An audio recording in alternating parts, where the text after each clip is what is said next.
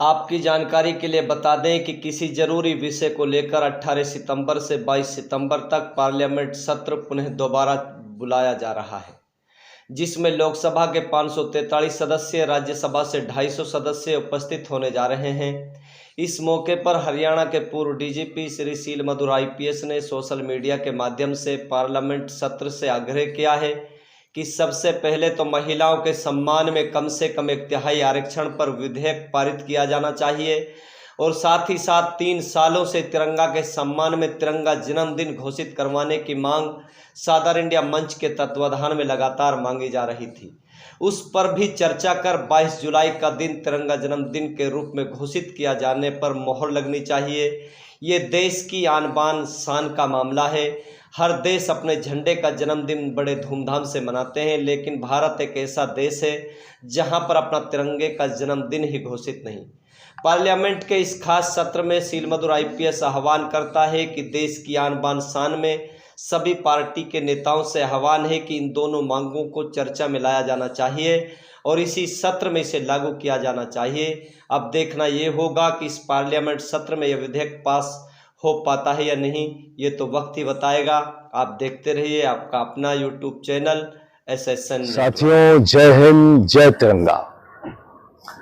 आप सभी को मालूम है कि बहुत जल्दी ही पार्लियामेंट का एक विशेष सत्र बुलाया जा रहा है 18 सितंबर से 22 सितंबर के लिए, जबकि अभी बहुत जल्दी ही पार्लियामेंट का मानसून सेशन समाप्त हुआ था।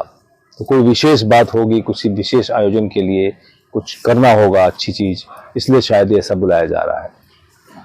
तो इस संदर्भ में ऐसा मौका मुझे मिला है कि मैं भी अपनी बात रखूं, और अगर आपको भी पसंद आए तो आप भी इसको अपने कमेंट के द्वारा और अपने लाइक के द्वारा आप हमको भी सूचित कर सकते हैं और उसको हम लोग और आगे बढ़ा सकते हैं। तो मैं समझता हूं कि इस अवसर पर मेरा एक विचार है कि हमारे देश में जो महिलाएं हैं उनकी संख्या करीब 68 से 70 करोड़ के आसपास है। 68 करोड़ के आसपास, 70 करोड़ के आसपास है, जो कि हमारी पूरी जनसंख्या है 140 करोड़ के आसपास है। तो ऐसे में लगभग 50% महिलाएं हैं अपने देश में, और उसमें से भी करीब 42 या 44 करोड़ के आसपास जो हैं वोटर भी हैं, जो कि वोट डालती हैं, अपना उनका हक अदा करती हैं गवर्नमेंट बनाने में। तो इसलिए मैं समझता हूं कि ये बहुत अच्छी बात है कि सभी महिलाएं वोट डालें और ज़्यादा से ज़्यादा सभी महिलाएं रजिस्टर हों। एक तो वोट डालने की उनका रजिस्ट्रेशन भी होना चाहिए उनका, और साथ ही साथ मैं ये चाहूँगा कि सरकार से भी जो विशेष सत्र बुलाया है तो इसमें महिलाओं का रिप्रेजेंटेशन, जैसा जो मुझे मालूम है कि करीब 543 सीटें हैं लोकसभा में टोटल, और करीब 250 के आसपास सीटें हैं राज्यसभा में।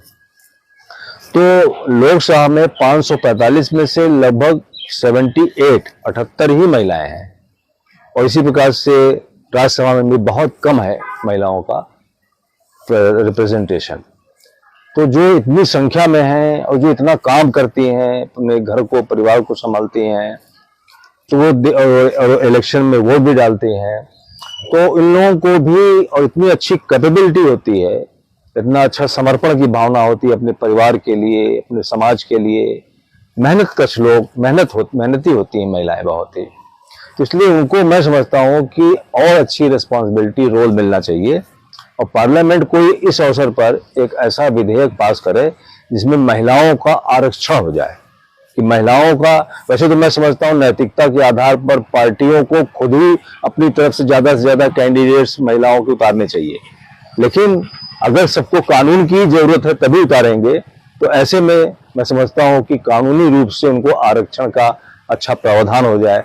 कम से कम 1 तिहाई के ऊपर कुछ न कुछ चीजें, या हाफ के आसपास कुछ इतना उनको रिजर्वेशन पक्का हो जाए।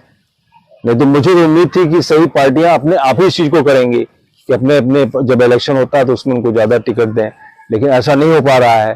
तो इसलिए मैं समझता हूं कि जरूरी है कि इस अवसर पर एक तो ये विधेयक जरूर महिलाओं के हित में पास हो, और महिलाओं का जो है मान सम्मान बढ़े। और जो महिलाएं अपना योगदान देंगी तभी वो हमारा जो तिरंगा की जो शान है वो और ज्यादा चमकेगी, जो और ज्यादा ऊपर उठेगी। तो इसलिए इस अवसर पर एक तो ये मेरी मांग है, दूसरी जो मैं पिछले 3 वर्षों से लगातार मांग रख रहा हूं कि तिरंगा के सम्मान में, देश के राष्ट्रीय ध्वज के सम्मान में एक राष्ट्रीय ध्वज दिवस घोषित हो।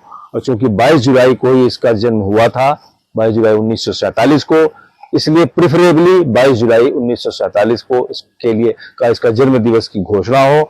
जब पार्लियामेंट में सारे लोग आ ही रहे हैं, सारे एमपी हर पार्टी के आ रहे हैं, तो उस समय इसको भी रख करके तिरंगे के मान सम्मान को और आगे बढ़ाने में सभी लोग मिलकर अपना योगदान दें। और एक विशेष सत्र जो है इन 2 चीजों पे, तो इसके अलावा और भी बहुत सी चीजें की जा सकती हैं, लेकिन ये इस समय मेरे दिमाग में यही 2 चीजें आई हैं कि इनको जरूर करना चाहिए। इसके लिए मैं आप लोगों से भी अनुरोध करता हूं कि आप लोग भी अगर हमारी बात से सहमत हो तो अपने कमेंट के माध्यम से, अपने शेयर करने के माध्यम से इसको, और जो कुछ भी कर सकते हैं इस बात को आगे बढ़ाने के लिए, क्योंकि समय कम है, 18 तारीख है, आज जो है 4 तारीख हो गई है। तो इसलिए इस अवसर पर पुनः मुझे पूरी उम्मीद है कि इस विशेष सत्र में महिलाओं को के आत्मसम्मान को बढ़ाने के लिए और तिरंगे के आत्मसम्मान को बढ़ाने के लिए और तिरंगे की शान को बढ़ाने के लिए ये प्रयत्न अवश्य किए जाएंगे। जय हिंद, जय तिरंगा।